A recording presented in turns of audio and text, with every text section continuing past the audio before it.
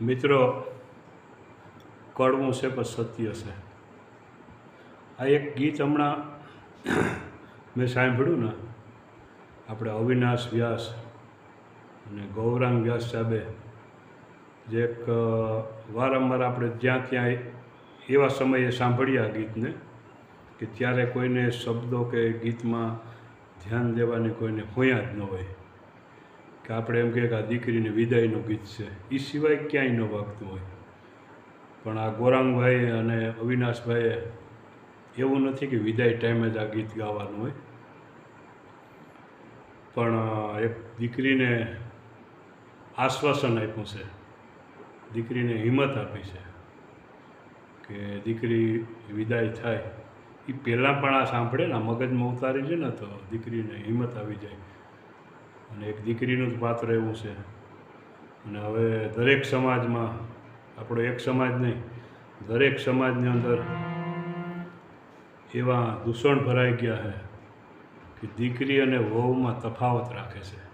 ખરેખર આપણે એવું વિચારતા હોય કે મારી દીકરી સુખી થાય ત્યાં દેવી. આ હું ગીત હમણાં ગાવાનો છું થોડુંક, કારણ કે આ લગભગ આ ગીત કોઈ જેન્ટ્સ ગાયક ગાઈ નથી શકતો, જે દીકરીનો બાપ ને. આમાં એવા એને અવિનાશભાઈએ એવી કડી ફિટ કરી છે ને કે ભલભલા ધ્રુજી જાય.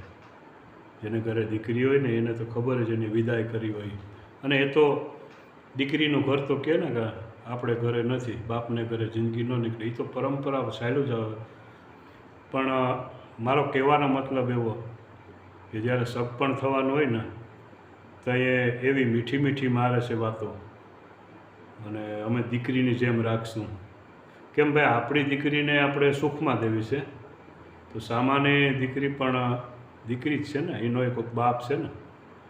એ ખરેખર દીકરી અને વહુમાં એવો લગભગ 40% લોકોના મગજમાં એવું છે એ તો વહુ છે, હાલશે.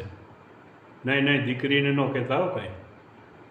ખરેખર આ એક માણસનું અજ્ઞાનતા કહેવાય. દીકરી હોય કે વહુ હોય, એ પણ દીકરી જ હતી. અને દીકરીનું તો કેવડું મોટું પાત્ર.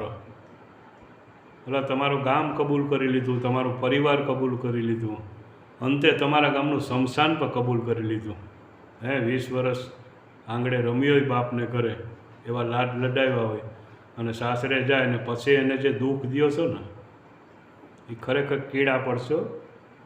હા, મારી વાત કડવી છે પણ સત્ય છે. મેં ઘણી જગ્યાએ એવું જોયું છે ને, એમાંય મારા મિત્રો આ મેર શક્તિ સેનાના નવગણભાઈ મોઢવાડિયા, કરશનભાઈ ને, એ તો દીકરીઓને કેટલા બધા ક્યાં દોડે. એ પણ એ કંઈક વાત કરતા હોય તો આપણે એમ થાય કે, અને મેં મારે નજરે ખરેખર જોયેલું, મેં સાંભળેલું છે, મારી નજરના દાખલા છે કે દીકરી એવું બધું પાત્ર છે, એટલી કઠોર થાય કે પડોશના ફોન કરે કે તમારી દીકરીને તેડી જાજો, અહીં હદ ઉપર દુઃખ દે છે. દીકરી હું એક વખત બાપનું ઘર છોડી દે ને એટલે બાપની ઇજ્જત હાંસવવા, સાસરાઓની ઇજ્જત હાંસવવા, એમને દુઃખી થયા રાખે.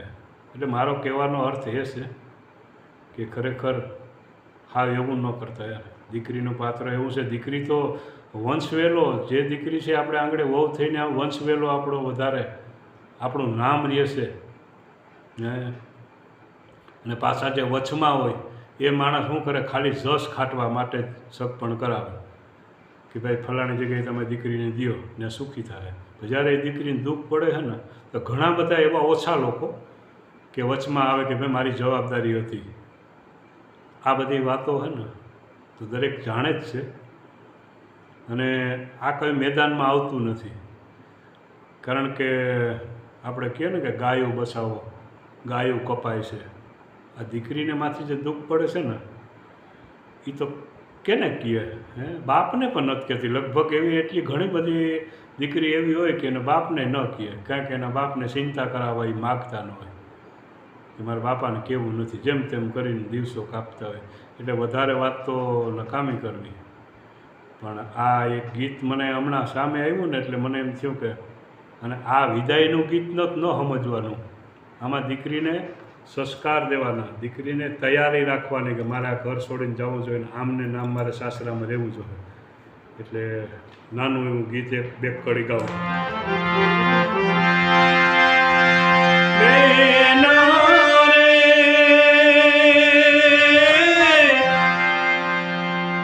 સાસરીએ જાતા જોજો પાપડ ના ભીંજાય, દીકરી તો પરકી થાપન કેવાય.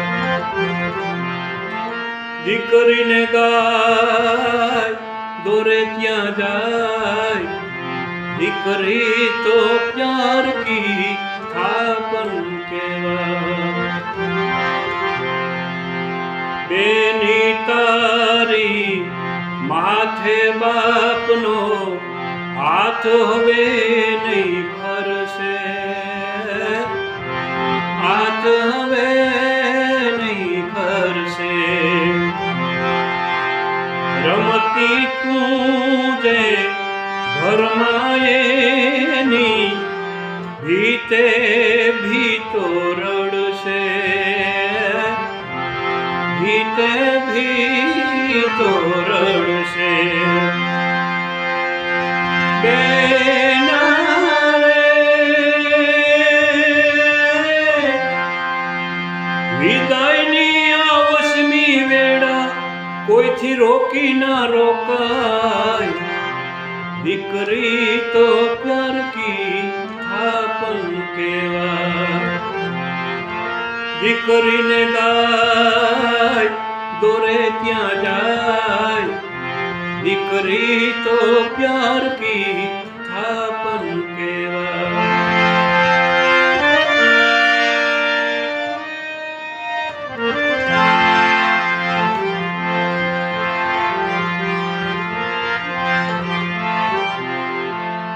તારા પતિનું પડસાયો થઈ રેજે સદાય એની સાથે,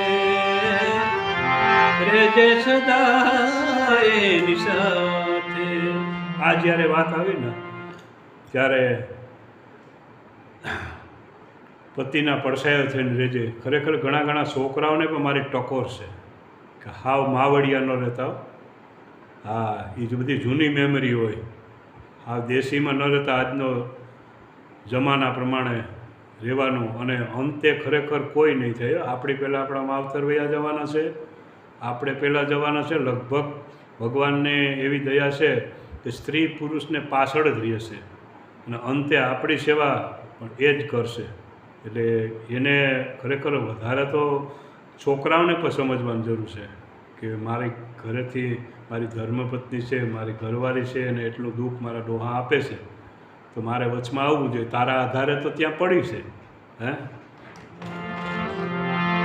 તારા પતિનો પડસાયો થઈ રેજે સદાય સાથે, રેજે સદાય સાથે.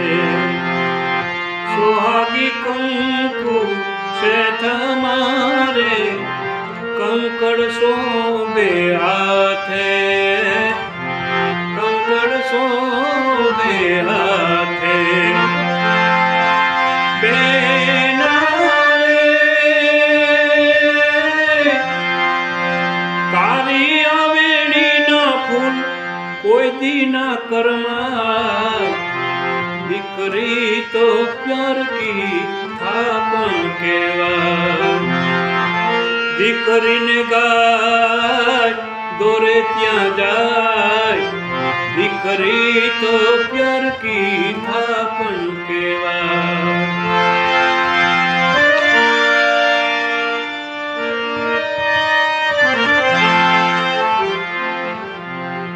આમ જુઓ તો હાસુ સૌનું પાણી જેવું પાણી,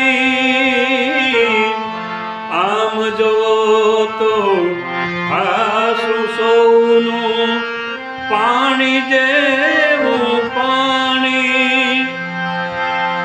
સુખનું છે કે દુઃખનું એ તો કોઈ સકો નહીં જાણી, કોઈ સકો નહીં જાણી.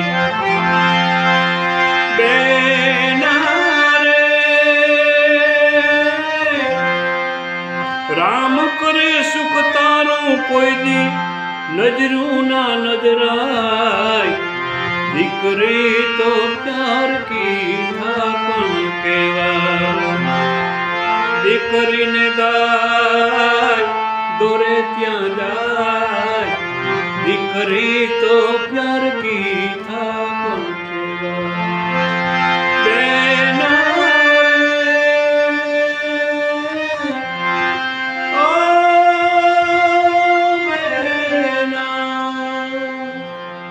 મિત્રો આ વિડીયો શેર કરજો કોકને કંઈક અસર પડે તો આજ શ્રાવણ મહિનો અને એક સારો સંદેશ તો કમસે કમ દઈએ મારે તો ભજન જ કરવાનું હોય પણ કંઈક એવું ગીત આવી જાય ને તો એમ થાય કે હું બે પાછું મારું ભાષા કડવી છે પણ હોય સત્ય યાર દીકરી બહુ વાલી મને બધાને વાલી હોય બાપને તો દીકરી પણ દીકરીને દુઃખ પડે ને તો એ સમજી લો ને કે એની વાત જાવ એમાં પાપ બહુ લાગશે દરેક વ્યક્તિને હું મોટી મોટી અત્યારે વાત કરું મારે એક દીકરો છે કોઈની દીકરી મારે આંગળે આવશે પછી સમાજ જોવે કે ભગત વાતો તો બહુ કરતો હતો પણ એ બધી વાતો તો ઠીક હરો જય માં સોનલ હર હર મહાદેવ થોડું ઘણું કોઈ માણસને એવું લાગ્યું હોય તો કોઈ વ્યક્તિગત મારી વાત નથી જય માં સોનલ